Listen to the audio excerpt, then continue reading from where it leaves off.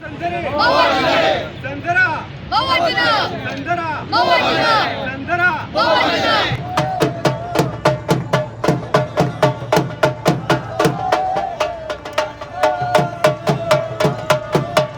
پیښور کې د طالبانو له ویرې قیام پذیر افغانان فنکاران د پولیس نه سخت پریشان دي. 13 ورځ د پیښور پولیسو د تانې حدودو کې 4 افغانان فنکاران نیولي وو.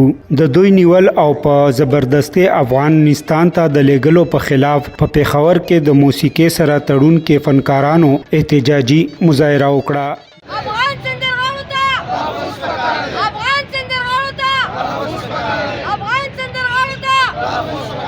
مظاهره کوونکو په پاکستان کې د قانوني لارو چارو کارکونکو ته د حکومت او د بشري حقوقو او د سازمانو ملکی ادارو د صلاحکارانو لخوا په پاکستان کې د قانوني لارو چارو د کارکونکو څخه د نقل کولو وختنه کوي.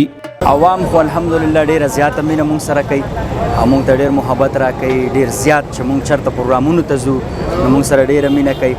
خو صرف زمونږ دغه یو ټینشن دی چې د حکومت د اړخه مونږ ته دغه تکلیف دی چې د کارت مسلې د پاسپورت مسلې. خیر پاسپورت غونډو سره شته، دا غونډ په تورخم راغلي پاسپورت خو سپایر کیږي، د هر چا پاسپورت سپایر کیږي، ویزې نه ملاویږي. خو عوام مونږ ته ډیره مینه راکوي. مونږ سره همدا اوس د پیښور کم د کوزي پښتونخوا کم هنرمندان د غونډ مونږ سره راغلي، د ټولو د کور ودانې مونږ سره محبت کوي. عوام مونږ سره مینه کوي چې چېرته پروګرام ته ځو نو مونږ خپلو جامو کې نه ځایو، دومره مینه مونږ سره.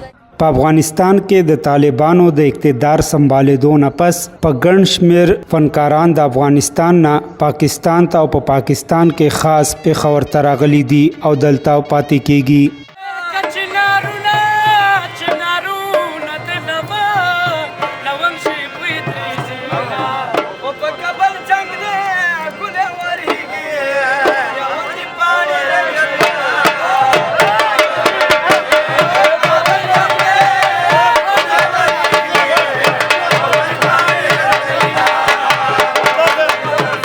د فنکارانو وینا ده چې پولیس په سنه سوجا مونږه تنګي، کله د مهاجر کارت په بهانه، کله د پیسو د پاره، او چې کومه افغانان فنکاران نیولي شوي دي په هغوی غیر قانوني قیام کولو په وجه پرچا کټ کړي شوی ده. څلور کسان نیولي ول په هغه اوس ډیپورټ کوي یا به لیږي. خدا تپوس پکار دی چې هلته باغي سرسګي. د ټولو فنکارانو ژوند په افغانستان کې د خطرې سره مخ دی. د دوی وینا وه چې د افغانستان فنکارانو له دې ویزې کلاو کړي شي چې دوی خپل سوز و سامان سره راشي. فنکارانو ویل چې په افغانستان کې مونږ ته ژوند تیرول ډیر ګران وو. دلته پاکستان کې د مونږ ته حفاظت راکړي شي ځکه چې پاکستان یو خودمختاره ملک دی او ګاونډي هم.